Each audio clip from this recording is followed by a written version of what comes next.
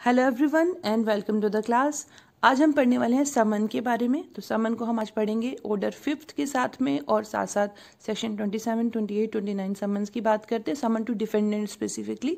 उसकी बात हम आज क्लास में करेंगे। But before I start I want to tell you something. एक तो आपने अगर नोट्स लेने हैं तो टेलीग्राम पे ज़रूर फॉलो कर लेना, लिंक डिस्क्रिप्शन बॉक्स में है। कोई क्वेरी हो वहाँ पर चैट ग्रुप पिन किया हुआ है, उसको एक्सेस कर लेना। और अगर अनअकैडमी पर फॉलो करना है तो आप अनअकैडमी पे फॉलो करने के लिए मेरा कोड है अर्चना, उसको अप्लाई कर लेना। प्लस का सब्सक्रिप्शन लेना है तो अर्चना कोड लगा करके 10% डिस्काउंट ले लीजिएगा। अनअकैडमी आपको बहुत सारे फीचर्स देता है, live experience from the comfort of your home, unlimited access to all the courses. Unlimited access का मतलब ये है कि आपने अगर कोई एक बार वीडियो देखी, इसका मतलब ये नहीं कि आप दोबारा नहीं देखोगे, बिल्कुल देखोगे, जितनी बार चाहे उतनी बार देखोगे। इंडिया की टॉप एजुकेटर्स आपके लिए एक प्लेटफॉर्म पे अवेलेबल हैं। आपके कवरेज को जो सिलेबस कवरेज है वो बिल्कुल एक्सॉस्टिव तरीके से कराया जाता है। रेगुलर डाउट क्लियरिंग सेशन आप लोग के होते हैं। टेस्ट सीरीज लाइव कंडक्ट किया जाता है ताकि आपको एक्चुअल में एक्सपीरियंस हो कि जब एग्जाम में जाएंगे तो आप वही स्ट्रेस, वही तरीका, बिल्कुल उस तरीके से ही कंडक्ट किए जाते हैं और काफ़ी अच्छा लेवल रहता है। हर जुडिशरी के हिसाब से स्टडी मटेरियल PDF फॉर्मेट में मिलता है और आंसर राइटिंग सेशंस भी होते हैं। इसके अलावा स्पेशल क्लासेस चलती हैं और स्पेशल क्लासेस जो होती हैं फ्री ऑफ कॉस्ट होती हैं, तो आपका हर सब्जेक्ट कवर किया जाता है। अभी तक अगर आपने बेनिफिट नहीं लिया तो उस चीज़ को इग्नोर मत करो, बिल्कुल टाइम वेस्ट मत करो और फटाफट स्पेशल क्लासेस का एक्सेस लीजिए। ये कोर्सेज हैं, बैच कोर्सेज जो स्टार्ट हो रहे हैं। तो एक बैच को स्टार्ट हो रहा है जून 15 से, एक मई से स्टार्ट हो चुका है, 15 से स्टार्ट होगा और एक 9 June that is from today onward start होने वाला है। तो आप लोग ने अगर लेने का प्लान बनाया है तो इसको बिल्कुल सोचिए मत, क्योंकि आपको कंप्रिहेंसिवली तरीके से आपकी प्रिपरेशन कराई जाएगी ताकि आपको जो है फोकस रहेगा कि किस तरीके से हमने जो है पढ़ना है। सब आपकी लैंग्वेज, GK, लॉ, सारे सब्जेक्ट्स प्रिपेयर कराए जाएंगे। और इसके साथ साथ ये स्पेशल क्लासेस में अनिल खन्ना सर के बैच के द्वारा उन्हीं के जो टीम है उन्हीं की टीम के द्वारा जो है ये 7 जून से 13 जून तक अब स्पेशल क्लासेस चल रहे हैं। तो 11 बजे है, 3 बजे है, इस तरीके से टाइमिंग्स हैं। आप लोग इसका एडवांटेज लें और क्लास अटेंड करें, आपको बहुत कुछ सीखने को मिलेगा। और सब्सक्रिप्शन के प्लान ये हैं और कोड लगा लेने के बाद आपको 10% ऑफ मिल जाता है। 12 मंथ्स के लिए 2635 पर मंथ बैठ जाता है, जिसमें कि टोटल कॉस्ट 31,625 है 12 मंथ्स के लिए। इस पे भी कोड लगा लोगी अर्चना तो और भी कोड जो है कम पड़ जाएगा। और अगर आप चाहते हो तो EMI के ऑप्शन के लिए भी जा सकते हो। तो इतने सारे बेनिफिट आपको मिलते हैं। सब्सक्रिप्शन कैसे लेना है, बिल्कुल इस तरीके से गेट सब्सक्रिप्शन आता है जब आपने मोबाइल पे देखते हो। जो भी आपको लेना हो देख लीजिएगा, यहाँ पर आपने अर्चना कोड यूज़ कर लेना है और बस आपको 10% ऑफ मिल जाएगा। अभी ऑफर चल रहा है कि अगर आप अभी 12 मंथ्स के लिए जाओगे तो 2 मंथ्स का सब्सक्रिप्शन प्लान फ्री है, 18 मंथ के लिए जाओगे तो 3 मंथ का सब्सक्रिप्शन आपको फ्री मिलेगा और 24 मंथ्स के लिए जाओगे तो 4 मंथ्स का सब्सक्रिप्शन फ्री मिलेगा। तो देर मत कीजिए, जो भी आपको लेना, स्पेशल क्लास की एक्सेस लेनी हो, प्लस का लेना हो, ये कोड लगा देना। बेटा बहुत छोटा सा मेरा नाम है, 6 अक्षर का नाम है सिर्फ और बहुत सिंपल सी स्पेलिंग है। इसको अप्लाई करके 10% का और जो है ऑफ ले लीजिएगा। Thank you. अब हम पढ़ते हैं अपनी क्लास के साथ में। हाँ जी, तो समन हम जो आज पढ़ने वाले हैं, देखिए समन की बात करें, समन माने होता है टू कॉल, बुलाना। तो किसको बुलाना, देखो अभी आज जो हम पढ़ने वाले हैं दैट इज़ अबाउट डिफेंडेंट को बुलाना। क्योंकि जब हम CPC की बात करते हैं तो वहाँ पर विटनेसेस को भी समन दिए जाते हैं, लेकिन क्योंकि हम पूरे प्रोसीजर से चल रहे हैं, हमने पहले प्लेंट के बारे में पढ़ा और प्लेंट के बाद जब फाइल कर दिया सूट, उसने कैसे सूट फाइल होता है, सूट फाइल होता है प्रेजेंटेशन ऑफ प्लेंट के साथ में, सेक्शन 26 ऑर्डर 4 हमने पढ़ा। अब जब प्लेंट फाइल हुई कोर्ट में, उसके बाद हमने कहा सूट इंस्टीट्यूट हो गया। अब जब सूट इंस्टीट्यूट हो गया, प्लेंटिफ ने तो अपना काम कर दिया, सूट इंस्टीट्यूट कर दिया प्लेंट ले जा करके, लेकिन जो डिफेंडेंट है जिसके खिलाफ वो प्लेंट लेके आया है और रिलीफ मांग रहा है, जिससे अगर उसको ये बात पता ही नहीं है कि उसके खिलाफ कोई सूट इंस्टीट्यूट हुआ है, उससे कोई रिलीफ मांगा जा रहा है, तो कैसे वो आके अपना पक्ष रखेगा। बस इसी बात को पूरा करने के लिए कोर्ट उसको इंटीमेट करते हैं, कोर्ट उसको बताते हैं कि जी जनाब आपके खिलाफ ऐसे केस जो है वो फाइल हुआ है, अब आप आके अपनी बात कहना चाहते हैं तो कह दीजिए। That is what to someone और टू कॉल द पर्सन और टू डिफेंडेंट स्पेसिफिकली। हमारे सीपीसी में डिफेंडेंट की बात करी जब मैंने कि समन दिए जाते हैं उसको, तो वो सेक्शन 27 से लेके 29 तक हैं और ऑर्डर 5th भी साथ साथ हम पढ़ते हैं, क्योंकि आपको अच्छे से पता है हमने सेक्शन 26 तक कवर कर लिए थे, जहाँ तक सूट इंस्टीट्यूट हुआ था प्लेन की प्रेजेंटेशन से। उसके बाद हम ऑर्डर पढ़ रहे हैं और फिर ऑर्डर के बाद हमने आपको बताया था कि जब हम उस पे पहुँचेंगे, कहाँ पर, समन पे पहुँचेंगे, तो 27 को साथ में पढ़ेंगे। तो बस जैसे बोला था वैसे कर रहे हैं। तो आज पढ़ेंगे ऑर्डर 5th है, उसके अंदर 30 रूल्स हैं। तो इन 30 रूल्स को हम एक क्लास में तो नहीं कर पाएंगे, दैट इज़ नॉट मुमकिन, that is not possible for us. तो हम अपनी आने वाली क्लासेस में इसको कंप्लीट करेंगे। तो यहाँ पर जो आज पढ़ना है हमें सेक्शन 27 और ऑर्डर 5 के जो रूल 1 से लेके 8 तक है वो हम आज फिनिश करेंगे, क्योंकि जो हमारा 28 और 29 है वो भी हमारे आने वाले रूल्स ऑर्डर 5 के जो रूल्स होंगे उनके साथ में पढ़ा जाएगा। तो हम साथ साथ सेक्शन और ऑर्डर के रूल्स जो हैं वो साथ साथ पढ़ेंगे। और समन का मतलब हमें समझ में आ गया क्या होता है, क्यों इशू किए जाते हैं, ताकि जो डिफेंडेंट है उसको इस बात से अवगत कराया जाए कि आपके खिलाफ केस इंस्टीट्यूट हुआ है। क्योंकि नेचुरल जस्टिस का ये रूल होता है कि दोनों पार्टीज़ को सुना जाना जरूरी है। मींस जितनी भी पार्टीज़ होती हैं किसी सूट के लिए, किसी केस के लिए, उनको सुना जाना जरूरी है, न्याय के हित में है। ओडी एल्ट्रम पार्टिम हमें अच्छे से पता है, सुना जाना जरूरी है। तो समन का मतलब क्या हुआ, समन का मतलब ये हुआ कि जब एक प्लेंटिफ सूट फाइल करता है, कैसे फाइल करता है, क्योंकि हमें अच्छे से पता है suit institute with the presentation of plaint होता है। तो उसके बाद डिफेंडेंट को भी इन्फॉर्म होना ज़रूरी है कि एक सूट आपके खिलाफ इंस्टीट्यूट हुआ है, आप आइए और अपना बचाव कीजिए। इन्फॉर्मेशन जो दी जाती है, जिसके थ्रू बताया जाता है, इंटीमेशन दिया जाता है, जो किसको इंटीमेशन देना, इन्फॉर्मेशन डिफेंडेंट को regarding the suit which has been instituted against that person, तो उसको बोला जाता है समन्स। ये जो समन है ये सीपीसी में एज सच कोई वर्ड यूज़ किया गया हो या फिर ऐसा हम बोले कि उसको समझाया गया हो कि समन का क्या मतलब होता है, ऐसा कोई नहीं है। मतलब समन को समझाया नहीं गया, डिफाइन नहीं किया गया कि समन मीन्स टू कॉल, ऐसे नहीं बताया गया। लेकिन हाँ, डिक्शनरी मीनिंग अगर देखेंगे तो समन का मतलब एक डॉक्यूमेंट होता है जो कि कोर्ट ऑफ जस्टिस के द्वारा इशू किया जाता है, जिसमें व्यक्ति को बुलाया जाता है किस लिए बुलाया जाता है, कोर्ट में आने के लिए कहा जाता है, कोर्ट अटेंड करने के लिए कहा जाता है, एक सर्टेन पर्पस के लिए बुलाया जाता है, तो उसको बोलते हैं समन। इसलिए बुलाया जाता है, कोई ना कोई उद्देश्य होता है, इसके लिए बुलाया जाता है। ऑब्जेक्ट इसका यही है कि जो सामने वाली पार्टी है, या सामने वाली पार्टी का मतलब डिफेंडेंट को भी मौका दिया जाए कि वो अपने बीच बचाव में कुछ कहना चाहता है क्या।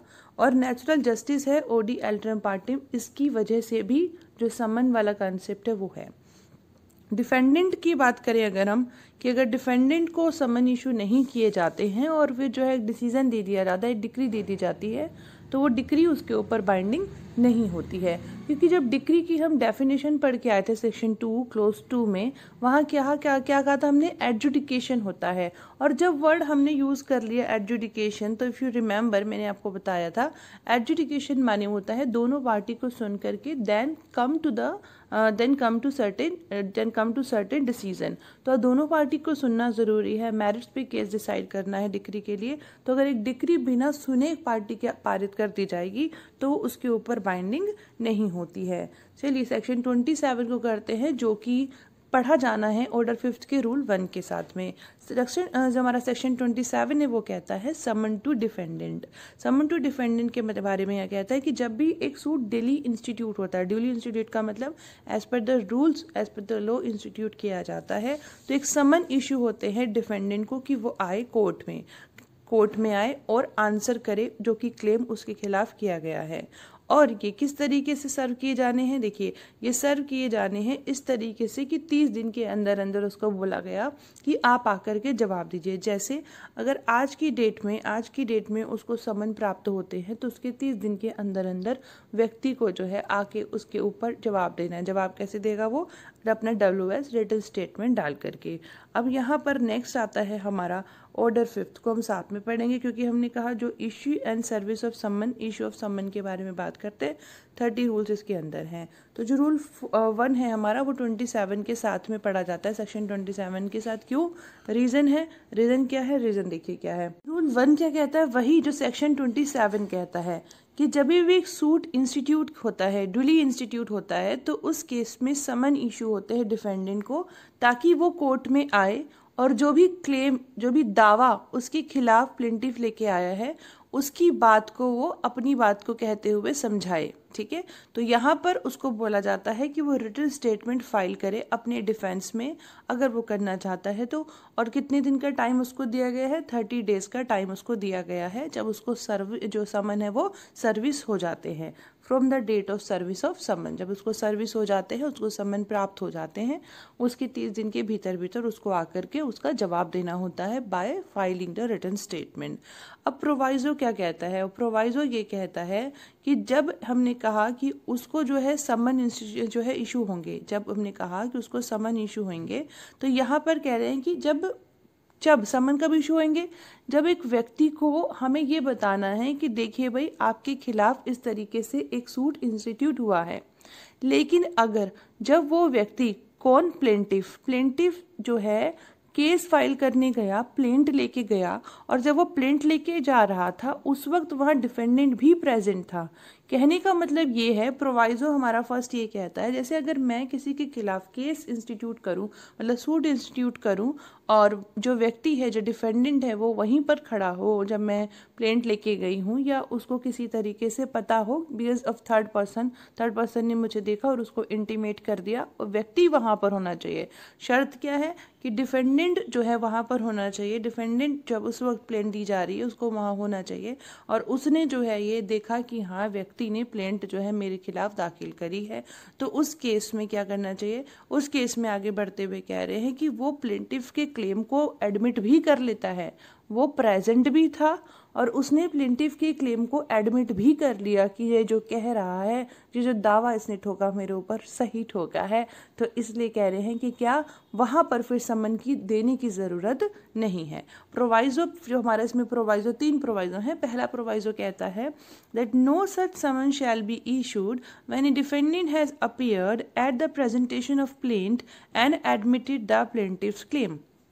जब डिफेंडेंट अपीयर हो गया, जब प्रेजेंटेशन हो रही थी प्लेंट की, या प्लेंट की प्रेजेंटेशन पे वो खुद भी अपने आप ही आगे आ जाए और एडमिट कर ले प्लेंटिफ के क्लेम को, तो समन को देने की ज़रूरत नहीं होती है। ऐसा कोई भी समन इशू नहीं किया जाएगा कि प्रेजेंटेशन ऑफ प्लेंट के साथ में वो व्यक्ति जो होता है अपीयर हो जाता है खुद ही, और प्लेंटिफ जो किए हुए दावे को खुद एडमिट कर लेता है, तो फिर समन देने की ज़रूरत नहीं। क्योंकि समन का पर्पस ही यही है कि डिफेंडेंट को बता दिया जाए, देखो भाई, आपके खिलाफ जो है केस फाइल हुआ है। लेकिन अगर उसे पता है कि उसके खिलाफ प्लेंट दाखिल हुई, फिर वो उसके दावे को मंजूरी भी दे रहा है, तो फिर समन को देने का औचित्य बैठता ही नहीं है। दूसरा प्रोवाइजो क्या कहता है कि अगर डिफेंडेंट 30 दिन के भीतर भीतर, जो यहाँ पर उसको 30 दिन का टाइम दिया गया, ये 30 दिन के अंदर अंदर अगर वो फेल हो जाता है, नहीं दे पाता है, क्या नहीं दे पाता है? रिटन स्टेटमेंट नहीं दिया जाता, तो फर्दर उसको टाइम जो है और दे दिया जाएगा। कितना? मैक्सिमम 90 डेज का। जैसे अगर आज 9 तारीख को उसके समय ख़त्म हो रहा था रिटन स्टेटमेंट फाइल करने का, तो कोर्ट अगर चाहें तो 90 डेज और एक्सटेंड कर सकते हैं, मतलब 90 डेज तक वो चाहें तो उसको टाइम पीरियड है वो बढ़ा सकते हैं। लेकिन किस वजह से वो बढ़ा रहे हैं, किस वजह से उसको और टाइम दे रहे हैं कि रिटन स्टेटमेंट आप अभी नहीं, ठीक है, और ले आइए, तो और आपको टाइम पीरियड दे रहे हैं, अब ले आइए, कोई बात नहीं, तो रीज़न रिकॉर्ड करने कोर्ट के द्वारा ज़रूरी है। फिर एक और प्रोवाइजो है, हाँ, तो दूसरा प्रोवाइजो क्या कहता है? दूसरा प्रोवाइजो कहता है कि ये जो 90 डेज हमने बात की, तो अदर सूट्स है। अदर सूट्स मतलब बिजनेस ट्रांजेक्शन को छोड़ के, अगर बिजनेस ट्रांजेक्शन की बात होती है तो उस केस में इस टाइम पीरियड को 120 डेज तक बढ़ाया जा सकता है। और उसमें भी कॉस्ट जो होती है, कोर्ट को जो ठीक लगता है उस कॉस्ट को कोर्ट बियर करने के लिए कह सकती है। क्या कह रही है कोर्ट? कह रही है कि आप 120 दिन तक ला सकते हैं अपना जो रिटन स्टेटमेंट लेके आना है, ये बोल रही है कोर्ट। लेकिन उसमें क्या कह रहे हैं साथ साथ, लेकिन उस दौरान जब रिटन स्टेटमेंट आप लेके आओगे, जो कॉस्ट बियर करनी पड़ेगी, तो वो कॉस्ट आपको बियर करनी पड़ेगी। यानी 30 डेज हो गए जनरल, 90 डेज़ हो गए हमें, अगर हम बात करते हैं कि अगर आप जनरली बात करते हैं तो, लेकिन बिजनेस की बात करो तो 120, तो 120 डेज़ जो होते हैं that is what for cost bearing, कि और कॉस्ट बियरिंग कब करनी पड़ेगी, कॉस्ट बियर करनी पड़ेगी कमर्शियल ट्रांजेक्शन में, ठीक है। हालांकि 3 और 9 को जोड़ेंगे तो वो क्या आ जाता है, 120 ही आ जाता है ना, तो वो 120 टोटल जो हो जाता है वो कमर्शियल में दे दिया जाता है, मतलब इनको इनसे अलग ही समझिएगा, इनको एक साथ कंफ्यूज मत कीजिएगा। 120 डेज़ का मतलब कमर्शियल ट्रांजेक्शन के केस में 120 डेज़ का नोटिस उसको दे दिया जाता है कि आप जो है 120 डेज़ के अंदर अंदर जो है रिटर्न स्टेटमेंट ले आओ।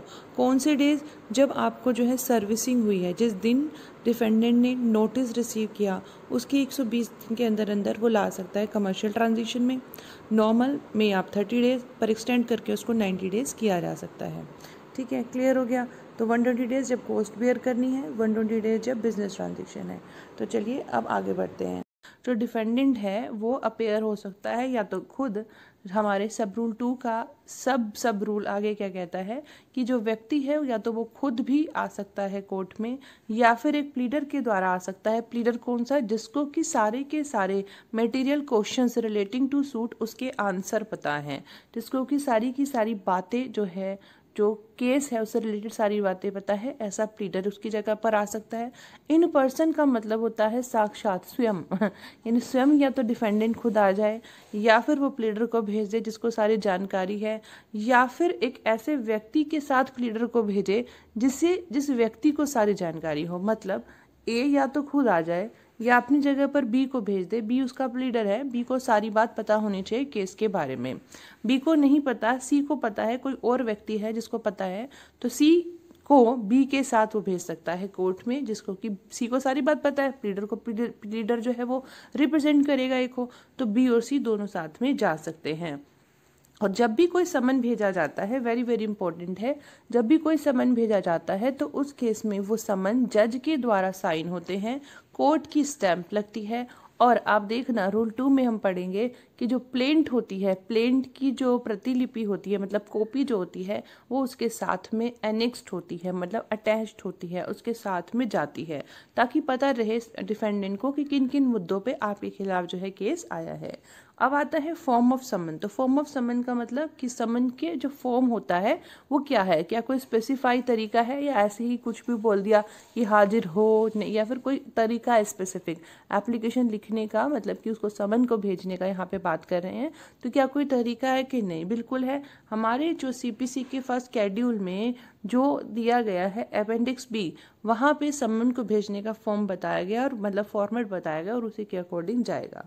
तो हमें समझ में आ गया कि समन टू डिफेंडेंट का मतलब ऑर्डर 5th डील करता है हमें समन टू डिफेंडेंट के बारे में। अच्छा, समन टू विटनेस भेजे जाते हैं वो ऑर्डर 16 के बारे में डील करता है। तो ऑर्डर 16 डील करता है समन टू विटनेस, और ऑर्डर 5th डील करता है समन टू डिफेंडेंट। और for our purpose particularly specifically nowadays which we are covering just about the procedure। तो प्रोसीजर से चल रहे हैं, तो हम से पहले अभी समन डिफेंडेंट को भेजेंगे। when the proceeding is going to be started then we will summon to the witness। तो फिर उसको हम तब पढ़ेंगे ऑर्डर 16 में। तो अगर सूट ड्यूली फाइल हुआ है with the presentation of plaint, तो कोर्ट इशू कर सकती है समन डिफेंडेंट को उसको बुलाने के लिए कि आप आ जाओ कोर्ट में, आपको रिटन स्टेटमेंट लेके आना है 30 दिन के अंदर अंदर।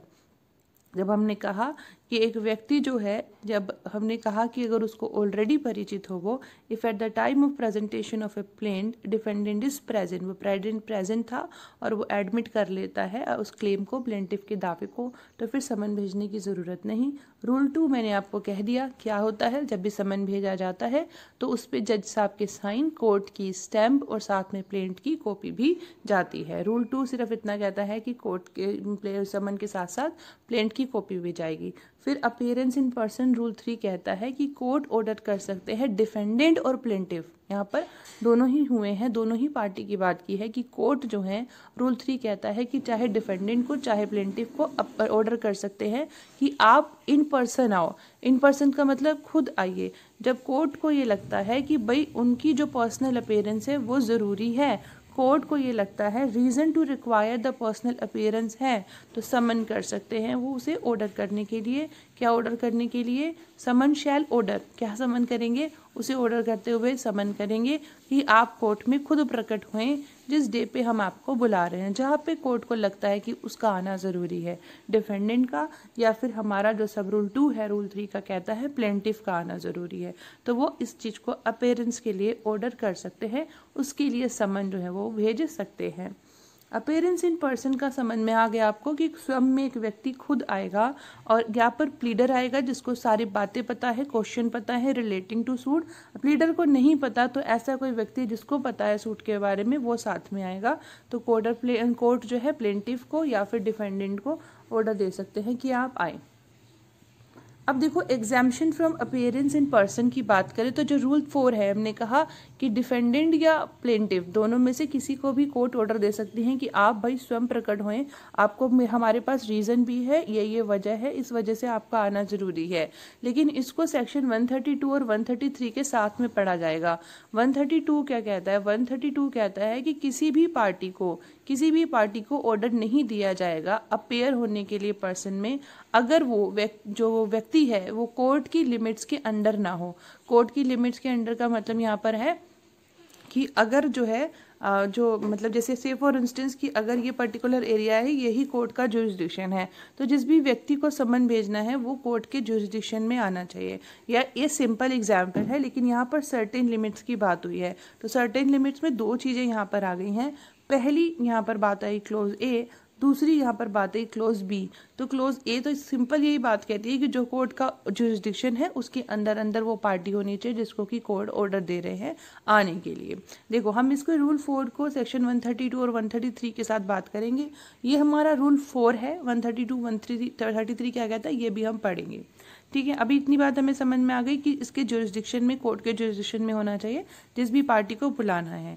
फिर अगर कह रहे हैं कि अगर उसके मतलब जो जुरिस्डिक्शन है उससे बाहर अगर भेजना है तो कितने किलोमीटर तक भेज सकते हैं, वो भी स्पेसिफाई किया है 50 किलोमीटर तक। और जहाँ पर रेलवे या स्टीमर या ऐसी कम्युनिकेशन है या कोई भी और पब्लिक कन्वेंस है तो 5/6 of the distance between the place जहाँ पर वो रिसाइड करता है और जहाँ पर कोर्ट सिचुएटेड है, तो यहाँ पे कह रहे हैं less than 200 mile distance from the court house. तो 200 किलोमीटर से कम का डिस्टेंस होना चाहिए।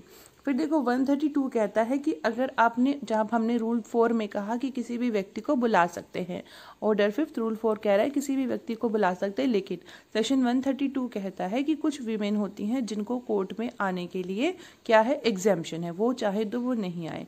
कैसे? जहाँ पर कस्टम एंड मैनर्स है हमारी कंट्री में इस तरीके से कि भाई कोर्ट में जो है महिलाएं नहीं जाएंगी, तो उस वक्त उनका पर्सनल अपीयरेंस को एग्जाम्पशन दिया जा सकता है। मतलब किसी के घर का रीति रिवाज इस तरीके के हैं, इस तरीके के इश्यूज हैं, तो वहाँ पर महिलाओं को एग्जाम्पशन दिया जाएगा।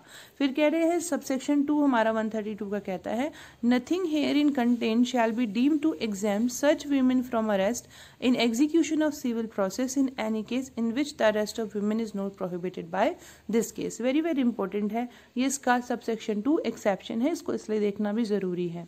क्या कह रहा है कि अगर सिविल प्रोसीडिंग के दौरान, यहाँ पर सिर्फ सिविल प्रोसेस की बात हो रही है, सिविल प्रोसेस में अगर किसी महिला को अरेस्ट करने के लिए बोला गया है, अरेस्ट ऑर्डर किया गया है, तो उस केस में उस महिला को यहाँ पर 132 के सबसेक्शन 1 का एग्जाम्पशन नहीं मिलेगा, वो तो कोर्ट में फिर आएगी ही आएगी। तो यहाँ पर ये चीज़ कही गई कि मतलब अगर किसी महिला को प्रोहिबिटेड नहीं किया गया कि इस कोड के द्वारा कि उसे अरेस्ट नहीं कर सकते, अरेस्ट कर लिया गया है CPC के प्रोसीडिंग के अकॉर्डिंग, तो उस केस में फिर उसे 132 के सबसेक्शन 1 का एग्जाम्पशन नहीं मिलेगा। फिर हमारे पास आता है 130 कहता है एग्जाम्पशन ऑफ अदर पर्सन। तो इसके अलावा और भी कुछ पर्सन है 133 कहता है जिनको कोर्ट में आने की ज़रूरत नहीं है, उनको एग्जाम्पशन है। इसको प्लीज़ ध्यान से कर लेना क्योंकि एग्जाम में प्री में आपके क्वेश्चन आ सकता है कि किन किन को एग्जाम्पशन है, उसमें लिस्ट में दे देते हैं कि ये लोगों को है कि नहीं।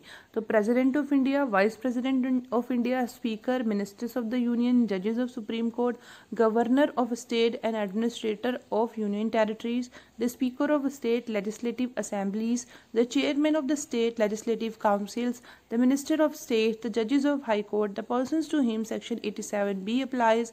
और फिर उसके बाद में क्या कह रहे हैं, where any person claims the privilege of such exemption and it is consequently necessary to examine him by commission, he shall pay the cost of that commission unless the party requiring his evidence pays such cost.